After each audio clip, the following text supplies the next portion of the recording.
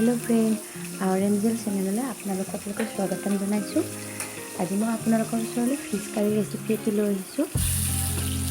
এতিয়া মই কেৰাহীত তেলখিনি গৰম হোৱাৰ পিছত পিঁয়াজ দি দিছোঁ আৰু পিঁয়াজখিনি ৰঙচুৱা হোৱালৈকে মই ভাজি থাকিম। আৰু ইয়াত পিহনাত মই আদা নহৰু পেষ্ট বনাই লৈছোঁ। পিহনাত পিচি ল'লে খুবেই সোৱাদ লগা হয়। আৰু তেলখিনি অকণমান ৰঙচুৱা হোৱাৰ পিছত ইয়াত কেৰাহীত মই নহৰু দি দিছোঁ।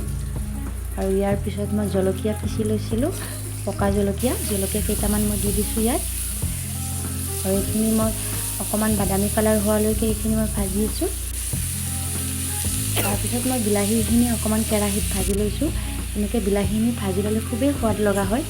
অকণমান নিমখ দি দিছোঁ, এতিয়া অকণমান হালধি গুড়ি দি দিছোঁ আৰু অকণমান জিৰা গুড়ি দি দিছোঁ। আৰু 5 মিনিটমান সময়লৈকে মই ইয়াত বিলাহীখিনি ভাজিছোঁ। বেছি ভাজিব নালাগে, কিয়নো বেছিকৈ ভাজিলে বিলাহীয়ে পানী এৰিব ধৰে। 5 মিনিটমান সময় ভাজি লোৱাৰ পিছত এইখিনি মই এখন প্লেটত নমাই থৈ ঠাণ্ডা হোৱাৰ পিছত ইয়াত মই মিক্সিত পিচি ল'ম।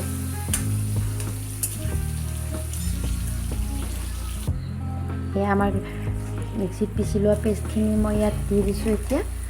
আৰু তাৰপিছত মই মাছ আগতে ফ্ৰাই কৰি থোৱা মাছখিনি এই বিলাহীৰ লগত দি দিলোঁ। এতিয়া মাছখিনি অকণমান মই মিহলি কৰি দিছোঁ। মাছখিনি অকণমান ভাজি লোৱা হোৱাৰ পিছত অকণমান মই এতিয়া পানী দি দিম। এতিয়া অকণমান পানী দি দিছোঁ। পানীখিনি দি মাছখিনি হেতাৰে মই আকৌ লৰাই দিছোঁ। মাছখিনি এতিয়া উতল আহিবৰ কাৰণে অকণমান সময় উতল আহিবৰ কাৰণে মই ঢাকনি দি ইয়াক মই বন্ধ কৰি দিম। ভালদৰে উতল হোৱাৰ পিছত মাছখিনি ইয়াত ছাৰ্ভ কৰিব পৰা হ'ব। এয়া মই ঢাকনিৰে মাছখিনি ঢাকি দিছোঁ।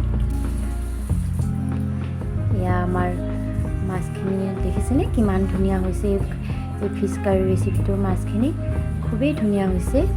এয়া বিলাহীখিনিও বহুত ধুনীয়া গাঢ়া কৰি হৈছে, খুবেই টেষ্টি হয় আৰু এনেকৈ বনালে। এতিয়া যিহেতু ধনিয়া নাই, মই ধনিয়া দিয়া নাই, আৰু ধনিয়াৰ